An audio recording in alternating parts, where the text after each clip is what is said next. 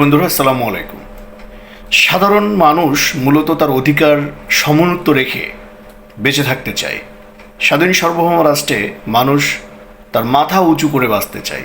কোনো রাজনৈতিক দল বা ক্ষমতাশীলদের কাছে নিজের মাথা নত করে বেঁচে থাকতে চায় না। সাধারণ এই দেশের নাগরিক তার আত্মমর্যাদা নিয়ে বসবাস করতে চায়। যারা মূলত ক্ষমতায় থাকে তারা ক্ষমতার অপব্যবহার করেন, তারা ক্ষমতাবান হন এবং সাধারণ জনগণ হয়ে যায় তখন মজলুম।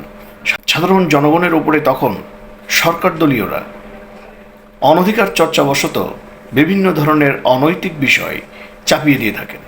এই চাপ সাধারণ জনগণ সহ্য করতে পারবে কিনা সেই বিষয়টা সরকারি দলকে বোঝা উচিত।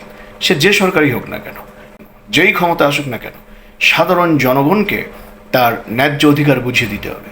সাধারণ জনগণের জান এবং মালের নিরাপত্তার ব্যবস্থা করতে হবে। যদি সরকার ব্যর্থ হয় তাহলে সেই সরকারকে চরম মূল্য দিতে হবে, সেই সরকারকে জবাবদিহিতা করতে হবে।